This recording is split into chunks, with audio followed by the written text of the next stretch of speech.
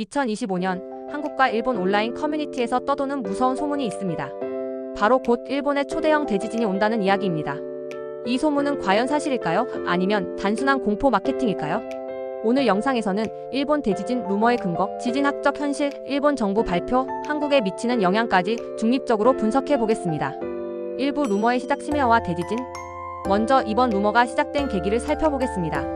최근 일본에서 심해어인 리본피쉬와 메가마우스 상어가 연이어 잡혔다는 보도가 있었습니다. 과거 동일본 대지진 전에도 심해어가 해안에 나타났다는 소문 때문에 일본 현지 SNS에서는 이게 전조 현상 아니냐는 우려가 확산됐습니다. 그러나 지질학자들은 심해어 출현과 지진 사이의 과학적 인과관계는 증명되지 않았다고 말합니다. 해류 변화, 수온 상승, 먹이 활동 변화가 더 큰 원인일 가능성이 높다는 것입니다. 2부 일본 지진학계의 공식 입장. 일본 기상청과 지진학회는 대규모 지진의 장기 발생 확률을 매년 발표합니다.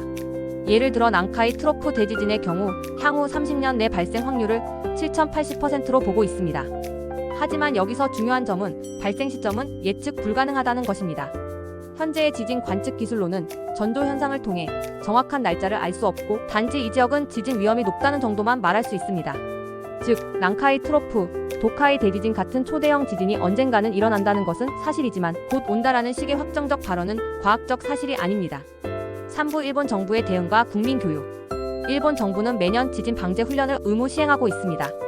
특히 도쿄와 오사카 등 대도시권에서는 가상 시나리오를 바탕으로 주민 대피 훈련을 정례화하고 있으며 각 가정에는 재난 배낭을 비치하도록 권장하고 있습니다.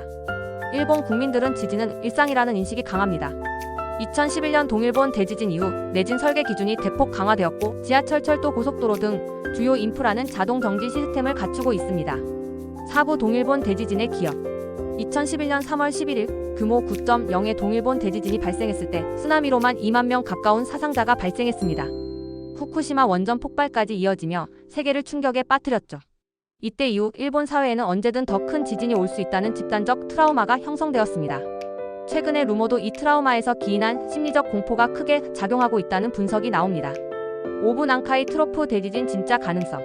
가장 우려되는 난카이 트로프 대지진은 일본 남쪽 해역에서 필리핀 해판이 유라시아판 밑으로 미끄러져 들어가면서 발생하는 초거대 지진입니다. 규모는 최대 9.1까지 예상되며 발생 시 시즈오카, 아이치, 미에, 오사카, 고치, 에이메 등 일본 태평양 연안 전역이 영향을 받게 됩니다. 일본 정부 중앙방재회의 시뮬레이션에 따르면 최악의 경우 사망자 32만 명, 경제적 피해는 220조 엔한화 약 2,200조 원에 달할 것으로 예측됩니다. 6부 그러나 언제 일어날지는 아무도 모른다. 지질학적으로는 언젠가 반드시 일어난다가 맞습니다. 하지만 내일 일어난다는 주장은 과학적이지 않습니다. 예를 들어 동일본 대지진도 30년 내 99% 발생 확률 지역으로 분류됐지만 정확한 시점은 아무도 몰랐습니다. 일본 기상청은 매번 지진 예측은 불가능하다라고 발표하고 있습니다. 따라서 현재 떠도는 루머는 공포감을 키울 뿐 실제 대비에 도움이 되지 않는다는 것이 전문가들의 공통된 의견입니다. 7부 한국에 미치는 영향은? 만약 난카이 트로프 대지진이 실제로 발생한다면 한국에도 일정 부분 영향이 있습니다. 첫째, 쓰나미 가능성. 대한해역과 제주 남쪽 해역에 쓰나미 경보가 내려질 수 있습니다. 다만 한국해양연구원 시뮬레이션에 따르면 동해 쪽 일본 대지진보다는 영향이 약할 것으로 분석됩니다. 둘째, 경제 물류 충격.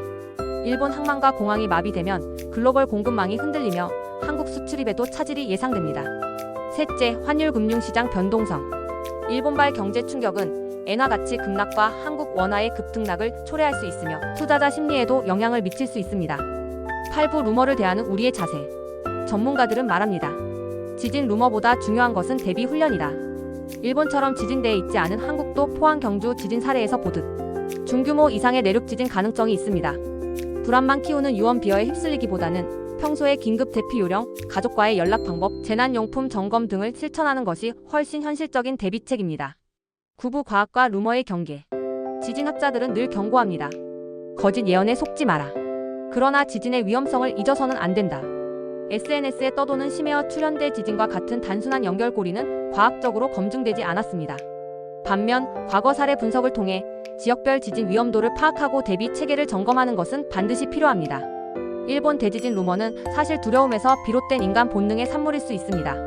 하지만 중요한 것은 공포에 휩쓸리는 것보다 정확한 정보를 바탕으로 차분히 대비하는 것입니다.